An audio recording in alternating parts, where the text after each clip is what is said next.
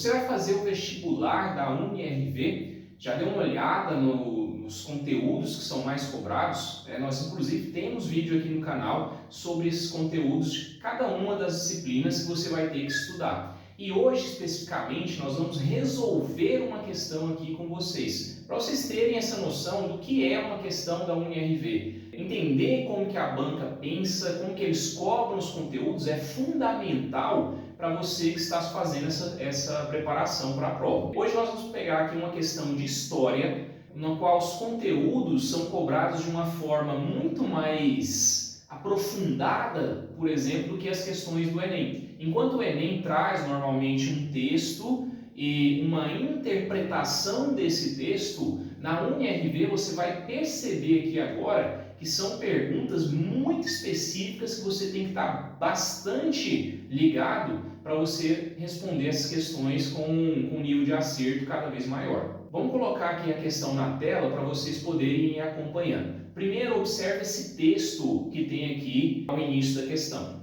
Desencadeada pelo assassinato do arquiduque Francisco Ferdinando, herdeiro do trono austro-húngaro, e de sua esposa, a arquiduquesa Sofia, em Sarajevo, no dia 28 de junho de 1914, a Primeira Guerra Mundial iniciou o primeiro grande conflito internacional do século XX.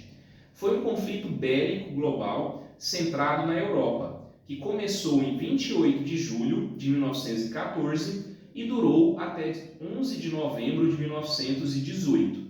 Sobre o tema abordado, assinale V para verdadeiro ou F para falso para as alternativas. Na leitura do texto, você já percebe que ele não traz nada muito reflexivo. É um texto extremamente didático, basicamente esmiuçando o que foi o estopim para a Primeira Guerra Mundial, que, como você já deve ter estudado, foi o assassinato de Francisco Ferdinando, que era herdeiro do trono do Império Austro-Húngaro na cidade de Sarajevo, na Bósnia. Vamos agora às alternativas, e aí você vai perceber o seguinte: você tem que marcar verdadeiro ou falso. E ali você vai perceber que há muitas informações, muitos detalhezinhos que você vai ter que levar em consideração para poder responder essa questão. Então vamos ver a primeira alternativa. Então olha aí, alternativa A. Ao final da guerra, em 1918, com a vitória dos aliados da França sobre a Alemanha, ocorreu após longos meses de deliberações a assinatura do Tratado de Paz, conhecido como Tratado de Versalhes. Nas suas determinações, os países vencedores não aceitaram a orientação da Liga das Nações de não submeter a Alemanha, derrotada, à indenização pelos danos da guerra. Sendo assim, a Alemanha foi obrigada a ceder territórios e a reorganizar sua economia. Essa alternativa, como você já deve ter imaginado, é verdadeira. Então o que acontece? A Primeira Guerra Mundial ela termina em 1918, em novembro de 1918 vai ser assinado a rendição da Alemanha. O Tratado de Versalhes ele não é assinado logo na sequência, então há alguns meses de deliberações, como é dito no texto, ou seja, de discussões. Os Estados Unidos queriam inclusive que houvesse aquilo que eles chamam de paz sem vencedores, no qual a Alemanha não tivesse que pagar a indenização, não perdesse território, justamente para evitar uma Segunda Guerra Mundial. Porque um país sendo humilhado ao final de uma guerra, ele vai querer uma vingança, uma revanche. Só que a França, principalmente, não aceita isso. E não aceitando, ela impõe uma série de medidas extremamente duras à Alemanha, que são justamente colocadas dentro do Tratado de Versalhes, ao qual a Alemanha é obrigada a assinar. Ela não tem essa opção. Então, tudo que está na alternativa é verdadeiro. Vamos à segunda alternativa. O Brasil foi o único país sul-americano a participar do conflito, tendo uma participação modesta, já que não possuía grandes recursos bélicos.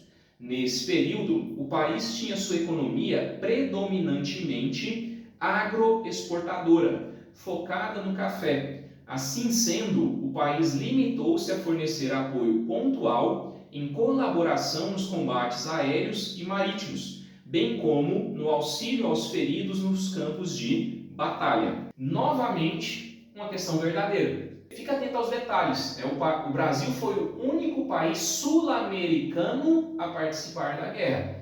Se, por exemplo, ao invés de sul-americano fosse um país americano, a alternativa seria falsa. Os Estados Unidos participam diretamente da guerra. Inclusive o Brasil entra como um aliado dos Estados Unidos na chamada Tríplice Entente. Outra coisa que é importante, ele coloca ali na alternativa, o Brasil tinha uma economia predominantemente agroexportadora. O que isso significa? Que a maior parte do nosso PIB, ou seja, da nossa economia, era dependente da exportação, mais especificamente a exportação de café. E outro detalhe também da alternativa é que ela diz que o Brasil não tinha uma força bélica muito grande, isso é verdade, e ele se limita a algumas ações mais pontuais, no envio de alguns aviadores, no envio de médicos. Então o Brasil não tem uma participação muito efetiva na guerra. É justamente aquilo que a alternativa diz, então, outra alternativa verdadeira. Vamos para a terceira alternativa, letra C. A guerra ganhou proporções cada vez mais alarmantes a partir do momento em que o exército alemão marchou em direção à França, passando pelo território belga, que era neutro.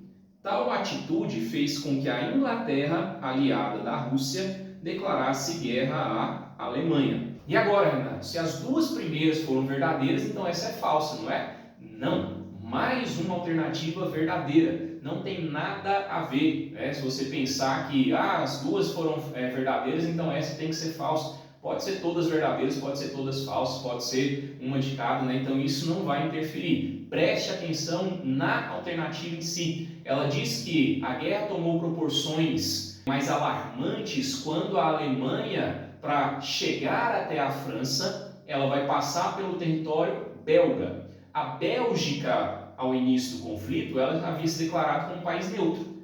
E aí a Alemanha usa a Bélgica como um corredor para chegar dentro da França, só que ela não usa apenas como um corredor, ela sai destruindo a Bélgica. Esse episódio na história, inclusive, fica conhecido como estupro belga. Eles vão literalmente arrasar com o país, destruir com toda a Bélgica. E isso foi feito de caso pensado. Por quê? Porque a Bélgica era um dos aliados da Inglaterra. E a Inglaterra ela estava hesitando ainda, mas ela já meio que estava pronta para entrar na guerra. Então é esse ataque à Bélgica que faz a Inglaterra finalmente declarar guerra à Alemanha. Então, terceira alternativa também verdadeiro. Vamos à quarta e última alternativa dessa questão, letra D. Com o contexto político que desencadeou a Primeira Guerra Mundial, tem-se um cenário marcado pelos conflitos entre as nações europeias, que haviam começado seu processo de industrialização na segunda metade do século XIX,